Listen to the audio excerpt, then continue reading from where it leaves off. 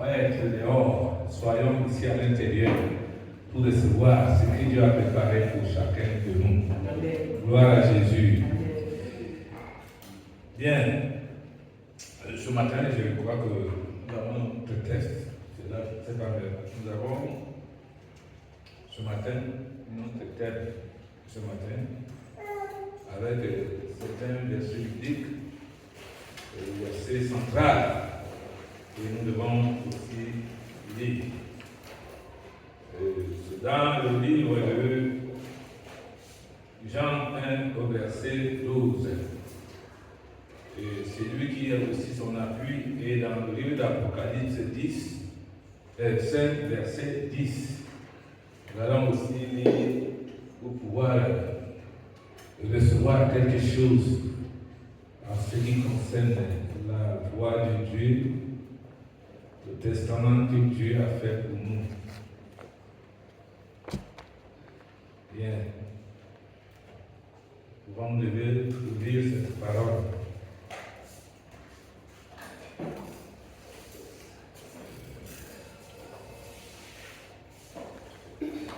Il nous dit, Jean 1, verset 12, à tous ceux qui l'ont reçu, à tous ceux qui croient en son nom, il a donné le pouvoir de devenir enfants de Dieu.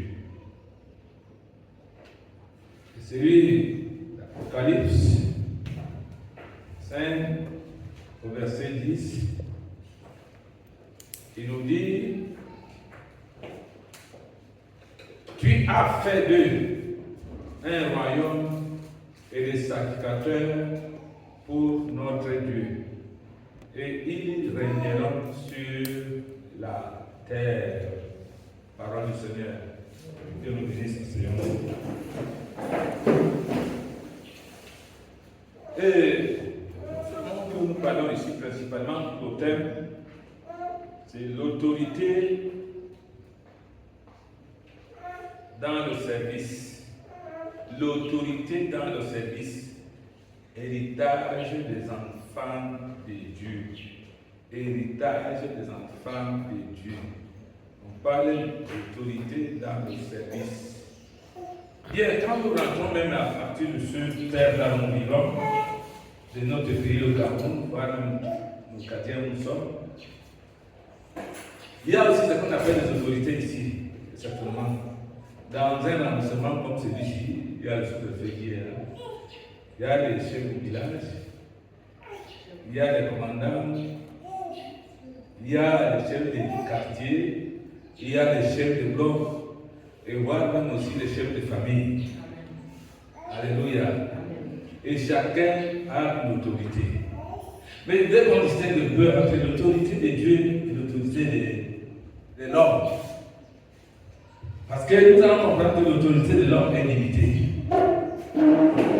L'autorité du sous-préfet, ça reste dans son arrondissement.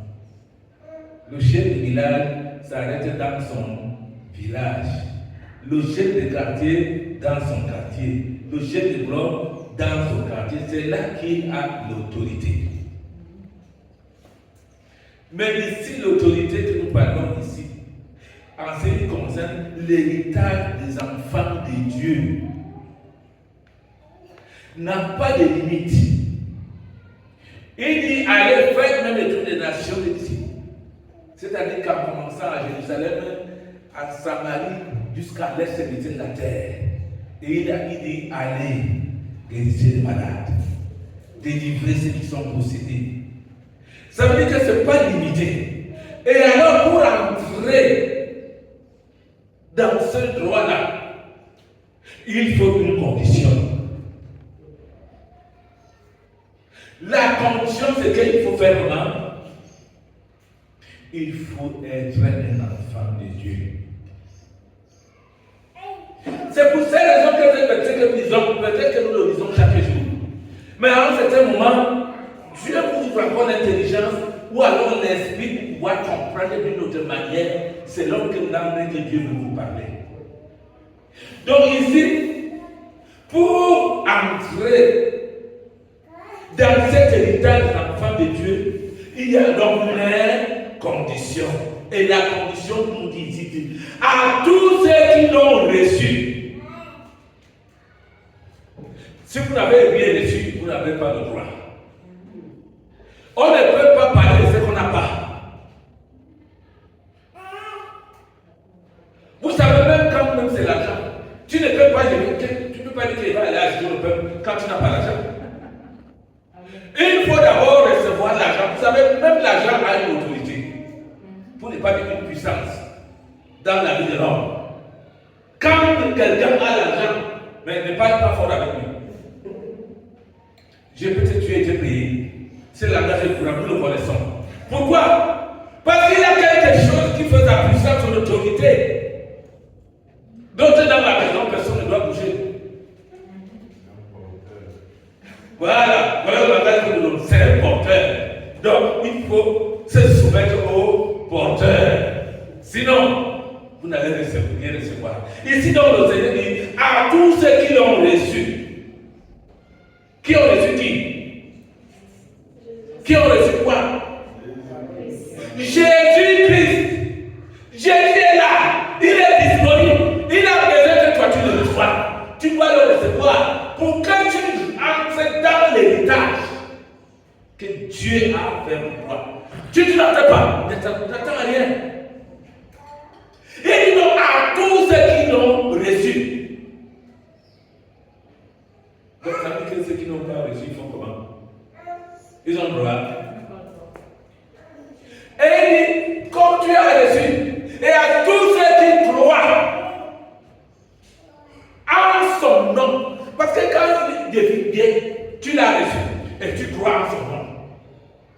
Et recevoir, c'est quelque chose, c'est une chose. Croire à son nom, c'est encore autre chose. Parce que vous savez, il y a à un certain niveau, les gens, ceux qui ont même reçu Christ, à un certain moment, quand ils sont face à une situation, ils ne pensent plus qu'ils ont encore un pouvoir, une puissance. Il faut donc croire que ce nom-là, celui qui croit à ce nom, que ce nom-là est capable de déplacer la montagne pour jeter ça dans la mer. Lorsque tu vas dire au nom de Jésus, déplace-toi ici. C'est pour ça qu'il a dit que même si tu as la foi comme un grain de s'élever, tu es capable de déraciner cette montagne d'une direction. Alléluia. Il faut comprendre ce verset dans sa profondeur. Parce qu'on peut lire ce verset sommairement, ou alors légèrement là, on ne comprend pas bien. Et puis ça passe. Mais il faut donc, c'est quand on comprend qu'on agit donc avec ce qu'on a, parce qu'on a compris. Si tu n'as pas compris, tu ne peux pas agir. Alors il dit à tous ceux qui croient en son nom, il a donné le pouvoir. De faire comment? De devenir enfant de Dieu. Lorsque tu deviens enfant de Dieu, tu entres dans l'héritage. Il ne faut pas que tu n'es pas un enfant de Dieu, tu veux entrer dans l'héritage. On ne te connaît pas. Tu vas aller dans une famille, tu dis que moi, tu n'es pas allé là-bas, tu dis que bon, donnez-moi pas l'héritage. On va te demander, monsieur, vous sortez où? Tu es bandit, tu es l'escroc, on va te laisser en prison.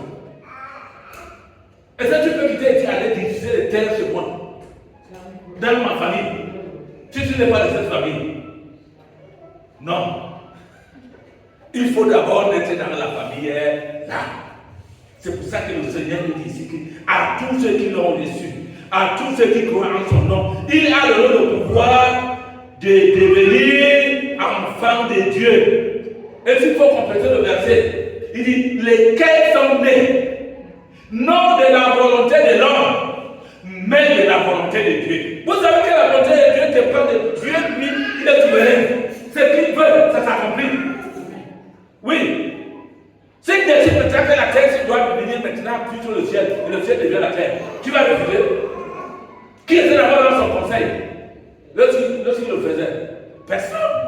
Il est donc souverain. Et sa parole, c'est la vérité. Elle s'arrête donc dans cette parole. Alors nous devons donc comprendre qu'en ce qui concerne cette introduction, l'autorité spirituelle n'est pas réservée à une élite. Mais plutôt, elle est l'héritage de tous les enfants de Dieu. Tous les enfants de Dieu. Quand il faut le partage d'héritage, c'est chacun qui va réclamer quand il sait qu'il est de cette famille, il ne s'amuse pas rien. Ici dans le monde, même les machettes sortent. Ah oui, les machettes sortent. Parce que quand un enfant sait qu'il est de la famille, et que vous voulez le traîner, sans lui sa part, il se lève. C'est pour ça qu'il faut connaître, parce qu'il connaît qu'il appartient à cette famille, il se lève pour réclamer son héritage. De même si tu es né de Dieu, tu as le droit de te lever pour réclamer l'héritage de ton père. Et je vais te dire qu'est-ce qui appartient à ta famille? Qu'est-ce qui appartient à vous? La terre, le ciel et la terre, et tout ce qui renferme. J'ai dit tout ce qui renferme le ciel et la terre, c'est pour Dieu. C'est pour ça qu'il a dit je donne à qui je veux. Ici, il a donné à cet enfant. Donc, cet exemple n'est pas une affaire de limite. Non. Cette autorité est liée à notre identité et à notre mission. C'est-à-dire quoi? Notre identité en tant que quoi? En tant que quoi? Enfant de Dieu. Notre mission, c'est quoi donc? Faire de toutes les nations des disciples.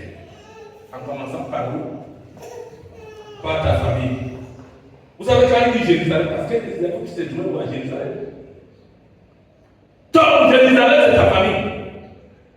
Tu commences là. Parce que tu dois être un témoin pour ta famille. Il n'y a pas d'autres qui vont te regarder avec un œil. Mauvais mère, ne t'inquiète pas. Il ne peut rien te faire. À cause du nom du Seigneur, ne t'inquiète pas. Parce qu'il est avec toi. Alléluia. Donc, cette identité est liée à notre, cette autorité est liée à notre identité. C'est là où on dit être un enfant de Dieu. Jésus a parlé de la nouvelle naissance à quelqu'un, n'est-ce pas? Nous connaissons tous à Nicodème, un docteur de la loi, qui ne comprenait pas qu'est-ce que c'était la naissance d'un homme à nouveau. Il faut naître à nouveau, de nouveau. C'est-à-dire que pour une deuxième fois, le gars ne comprenait bien ça dans sa tête. Et c'était un grand monsieur. Et vous dites, il n'est pas parti vers Jésus de jour, parce qu'il avait honte. Comment un petit enfant qui chante dans son comme ça, il peut devenir plus sage. Il est parti dans la nuit pour lui demander comment peut-on devenir encore naître de nouveau. Je vais rentrer dans le ventre de ma mère. Comment? Il fallait donc un esprit. L'esprit de Dieu pouvait comprendre à quelqu'un pour qu'il comprenne que ce soit, quelqu'un ce soit, ça comprenne que ce n'est pas le genre physique là, mais c'est des choses spirituelles. Les choses spirituelles, Dieu nous laisse. Afin que nous puissions expliquer, nous puissions être capables de recevoir les choses de l'esprit. Et la Bible dit que l'homme animal ne reçoit pas les choses de l'esprit. L'homme animal, c'est qui n'est pas qui ne parle de Jésus-Christ. Mais pour un homme spirituel, il juge de tout. Il connaît déjà le bien, il connaît le mal, il connaît le mensonge, il connaît la vérité. Pourquoi? Parce qu'il a reçu la vérité. Et pour la vérité, il n'y a pas de puissance contre la vérité, il n'y a que pour la vérité. Alors, être enfant de Dieu, c'est recevoir une nouvelle identité et un héritage spirituel. C'est ça, être enfant de Dieu. Ne repoussez jamais, frère. C'est que Dieu te demande de faire, fais-le. Le docteur disait aujourd'hui que c'est que Dieu te demande de faire. Fais-le. Ne cherche pas à savoir pourquoi il dit ça. Parce que beaucoup de personnes raisonnent avec Dieu. Pourquoi tu me dis de faire ça? Pourquoi? Non. Si Dieu te le dit, si Abraham est devenu le père des croyants, c'est parce qu'il a obéi à Dieu sans pas poser à Dieu pourquoi tu me demandes de donner mon enfant en sacrifice. L'unique que toi, moi, j'ai demandé, tu vas donner. L'unique chose, pourquoi tu me demandes d'aller maintenant encore? Il pouvait dire à Dieu que tu es sorcier. Ah oui? Mais à cause de l'obéissance, il savait, Abraham savait, il avait cette assurance que Dieu était capable de ressusciter même cet enfant. Alléluia. Même s'il l'égorgeait, Dieu était capable de faire comment? De le ressusciter. C'est ça croire au nom du Seigneur. Il n'y a pas d'autre chose. Tu crois que Dieu est capable de tout. Au nom de Jésus, tout est possible. Et c'est ça qu'il faut pour une personne qui croit. Au nom de Jésus, tout tout est possible. Et la Bible dit donc que pour croire, tout est possible à celui qui croit. Comment? Oui. Et c'est ça. Tout est possible à celui qui croit. Alors il faut donc croire. Alors l'autorité dans le service découle de cette filiation divine. C'est une filiation divine. C'est-à-dire que l'identité, tu as changé d'identité. Tu es devenu une nouvelle créature. Les Écritures nous enseignent que les choses anciennes sont passées et toutes choses deviennent comment?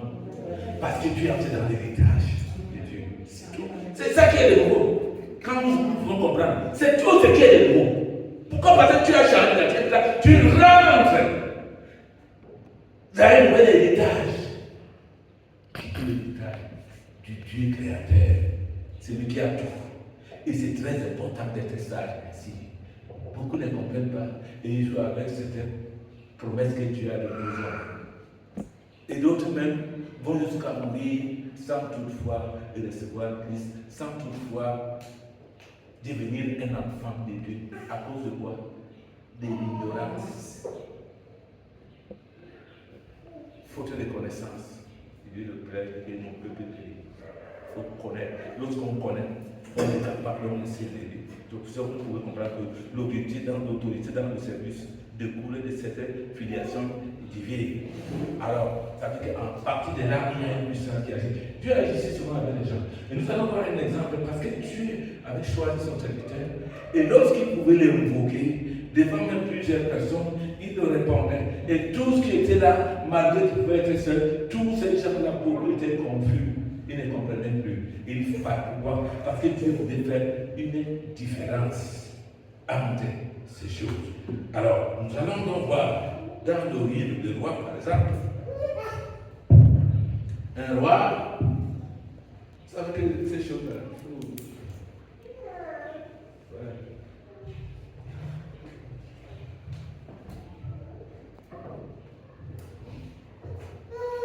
un roi 18,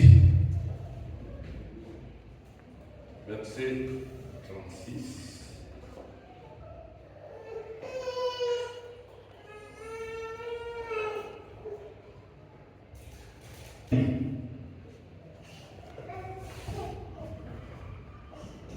Il nous dit,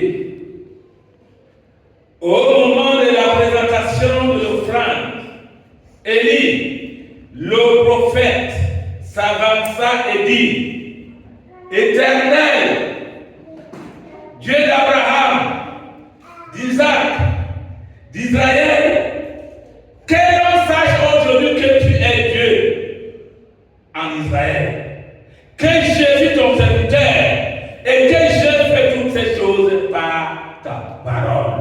Alléluia. Là, vous parlez ici de quelqu'un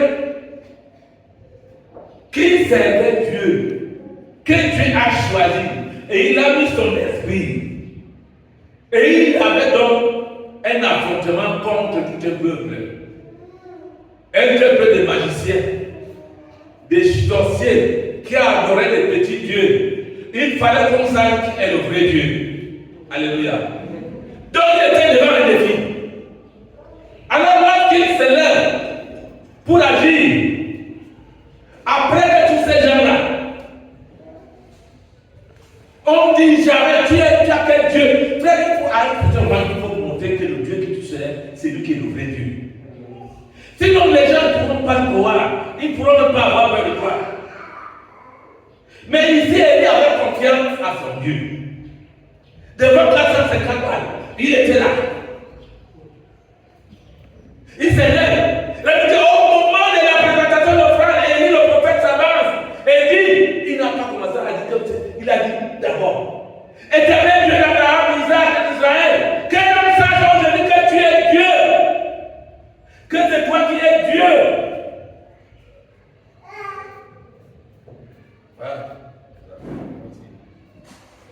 En Israël.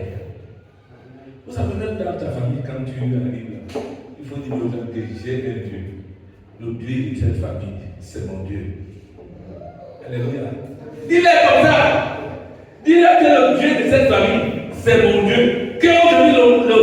Qu'il sache que c'est toi qui es Dieu. Dans les cieux, sur la terre, partout, que c'est toi qui es Dieu. Réponds-moi, Éternel. Réponds-moi, afin que ce peuple reconnaisse que c'est toi, Éternel, qui es Dieu, et que c'est toi qui ramène un cœur. Aïe, aïe, aïe, aïe, aïe.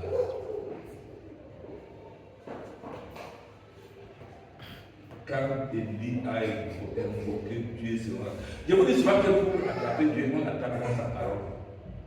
Parce que Dieu lui-même, c'est sa parole. Donc on l'attrape dans sa parole. Ce n'est pas ailleurs. Ce n'est pas chez l'homme, c'est dans sa parole qu'il faut vivre. Et la Bible dit que et le feu de l'Éternel tomba et il consuma l'holocauste. Écoute comment c'est le feu qui est descendu avec une large. La Bible dit que le feu est descendu, il a consommé quoi? L'holocauste. Il a consommé le bois. Il a les biens, il a consumé les biens. Et même la terre. Et il absorba l'eau qui était dans le fossé. Vous ne voyez pas que c'est différent le feu là, tu parles le feu qu'on allume. Le feu que tu prépares là, si tu prends l'eau, tu laisses ça s'éteint, non? N'est-ce pas? Mais ici, la Bible dit que le feu que Élie a évoqué, qui est descendu, a absorbé l'eau, a avalé l'eau. Yeah. Même les biens qui étaient là, c'était de la sable. Il y a l'eau vient du travail. Ça veut dire que la puissance de Dieu n'a pas de limite. Devant n'importe quoi, elle est supérieure. C'est pour cette raison que quelle que soit la situation à laquelle tu peux te retrouver, ne panique toujours pas. Lorsque tu paniques, tu vas perdre les pieds. Vous savez, si vous traversez le métro, et que vous êtes là, c'est une plage qui est là, vous branchez, non? Et si vous paniquez, ça vous allez tomber dans l'eau. C'est pour ça que les gens tombent. Parce qu'il panique. Il ne tient plus à lui, il a paniqué. Tu as même oublié que ce Jésus-là existe. Et tu tombes. La paix ne vient pas de Dieu. Alléluia. Mais plutôt l'assurance. C'est ça qu'on appelle la foi. On croit que rien n'est possible. Alléluia. Ici, il n'a pas craint les 450 prophètes. Il n'a pas eu peur. Mais il savait, il avait l'assurance avec son Dieu. C'est l'autorité, c'est la puissance que Dieu donne. Au-dessus de tout, ça dépend de la situation. Moïse avait le bâton. Au-dessus de Élie avait quoi? La parole. Il a parlé. Dieu a écouté. Il avait le feu de sa vie. Il a consumé. Alors, et c'est ça donc, au verset 35, il dit, 39, il dit, quand tout le peuple vit cela, ils tombèrent sur leur visage et dit, c'est l'Éternel qui est Dieu, c'est l'Éternel qui est Dieu. Le témoignage est sorti. Alléluia. Tout le monde commence à avoir un témoignage. Et il dit, vrai, c'est l'Éternel. L'homme ou celui qui Élie a en train de servir. C'est lui qui est Dieu. C'est lui qui est Dieu. Nous, on ne savait pas. Mais aujourd'hui, on a compris que c'est lui qui est Dieu. Il y a Dieu qui laisse certaines choses pour prouver aux hommes que c'est lui qui est le suprême. Et alors, c'est dans l'exploitation, l'expérience que tu vis et que tu appliques la parole que tu as reçue. C'est là qu'il y a toujours quelque chose de particulier qui m'a fait passer. Et même toi-même qui as prononcé, tu seras encore étonné. Alléluia. Parce que je suis sûr qu'Élie, quand il a vu, il ne comprenait pas que c'est lui, le petit Élie, qui apparaît devant tous ces gens-là. Et le feu là est venu, la qualité de feu là est descendue jusqu'à boire l'eau. Le feu qui boit l'eau. Soyez tenaces. Nous devons être comment? Tenaces. Donc l'autorité, ici, si nous parlons principalement de message, l'autorité spirituelle est l'héritage des enfants de Dieu. C'est ça. Le message, c'est l'autorité spirituelle. C'est l'héritage des enfants de Dieu. Il faut cesser d'être petit. On est grand quand on est Dieu.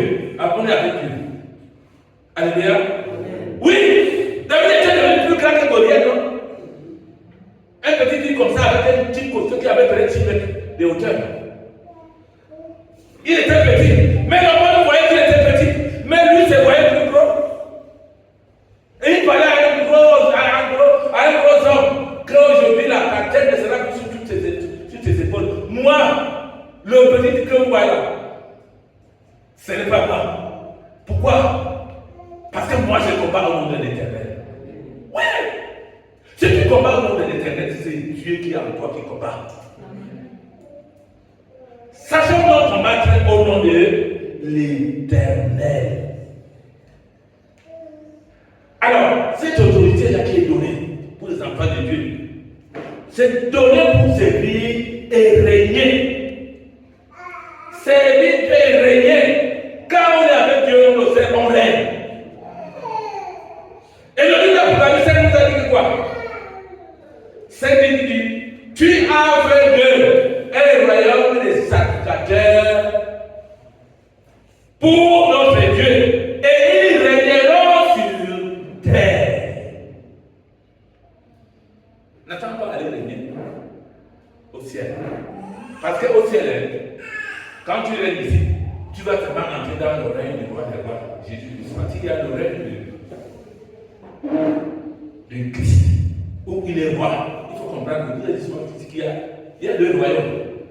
Il y a le royaume du Fils, où Jésus est roi, il règne. Avec le temps, quand ça va finir, il règne donc tout au Père. Donc il y a le royaume de Dieu. Le royaume de Dieu n'a pas de commencement ni de fin. Comprenez ça? Donc c'est ça qu'il y a.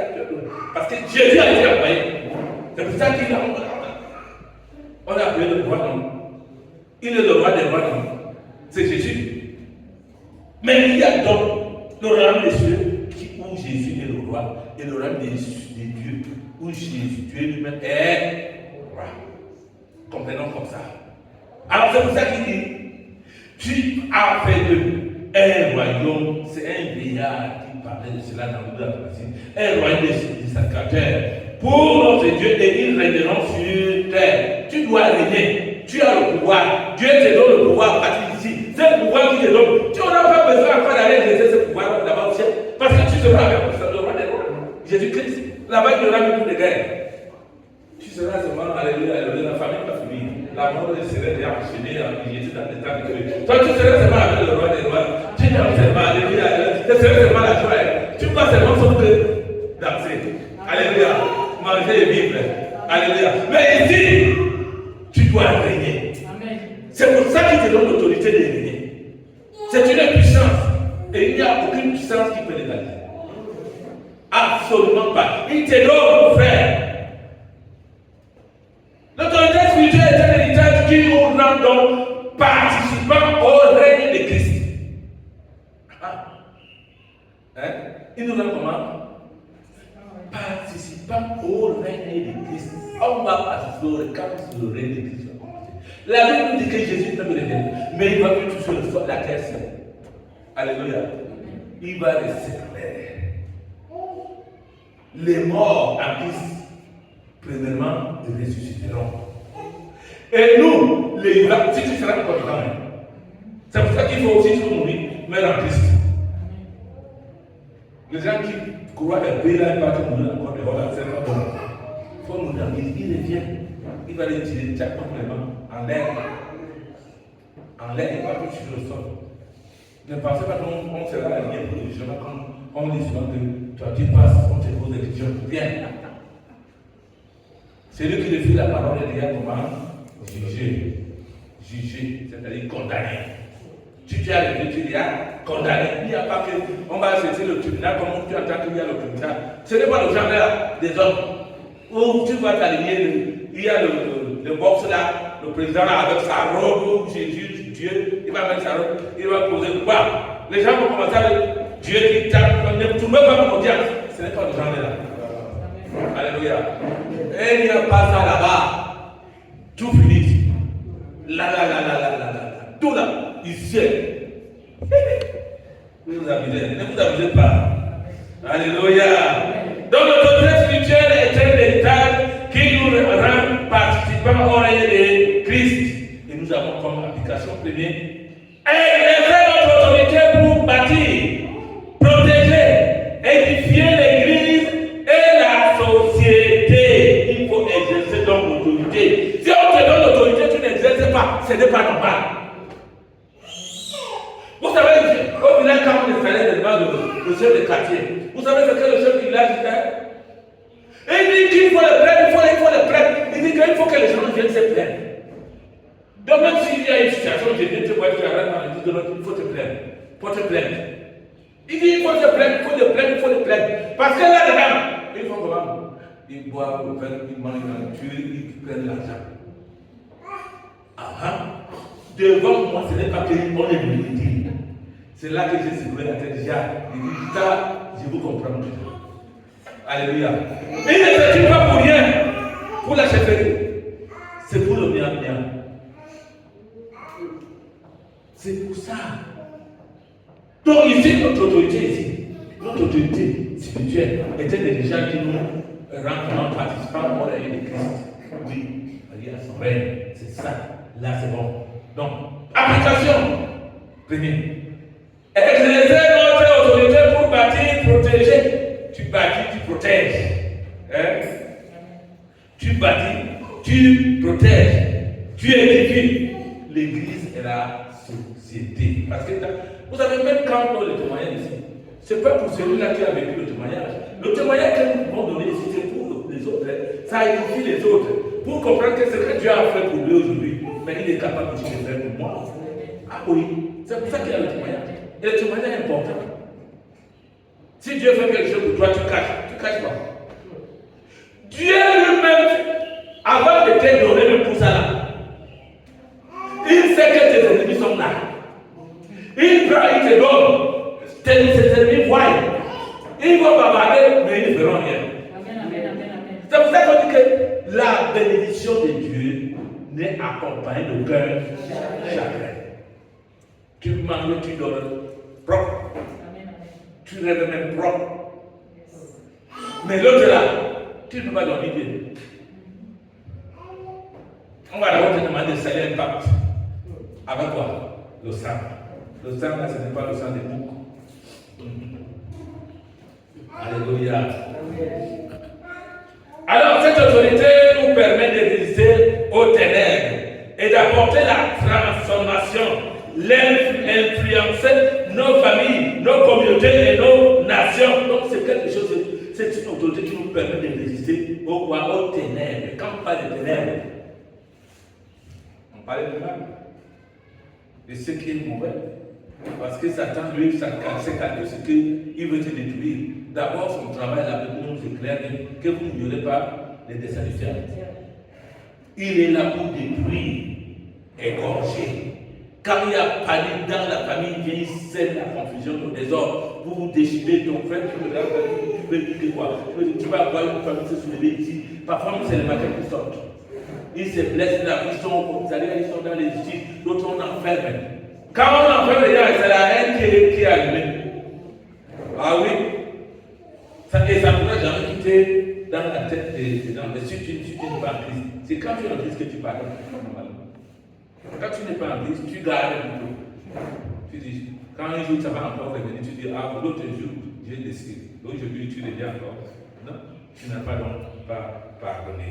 Alors, cette autorité nous permet de résister aux ténèbres et d'apporter la transformation.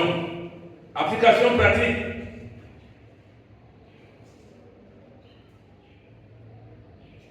Qu'est-ce qu'il faut donc faire pour appliquer ça? Pratique. Parce que dans toute chose, quand il y a la théorie, il y a la pratique, non?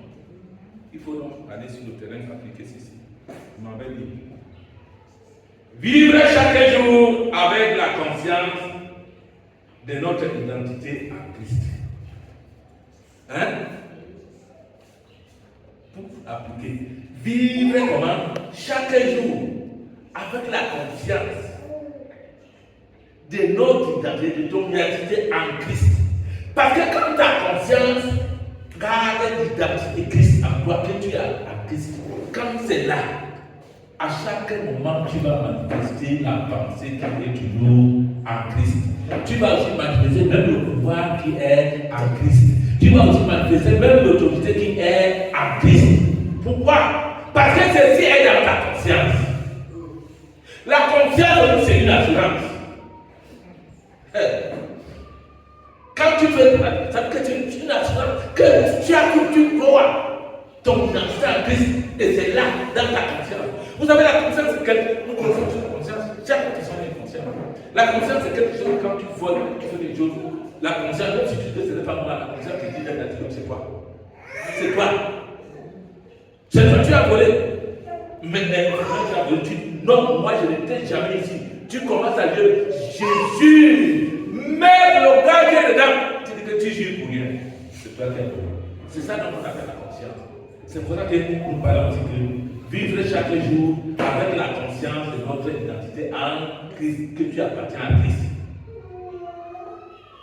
Si tu as ça, et que tu sais que tu appartiens à Christ, tu sais déjà que tu es une nouvelle créature, l'héritage là qui est là, c'est pour toi. C'est l'héritage des enfants de Dieu. Oh, l'héritage que tu as réservé. Nous lisons l'application finale. Comment tu peux déclarer ce que tu peux dire? Déclaration avec conviction. Voilà pourquoi ça. Tu dis, je suis enfant de Dieu, héritier de son royaume, et j'exerce l'autorité qu'il m'a donnée pour servir et impacter ma génération. Il faut avoir ça dans la tête. C'est-à-dire que comme je dis dans cette déclaration avec conviction, je suis enfant de Dieu. Alléluia. Non, je suis un enfant de Dieu. C'est avec assurance. Il va te dire, toi, tu es enfant de Dieu. Lui qui est là, il ne peut pas te dire, moi aussi, je suis enfant de Dieu. Il va te dire, comme toi, tu es enfant de Dieu, moi, je suis enfant de Dieu.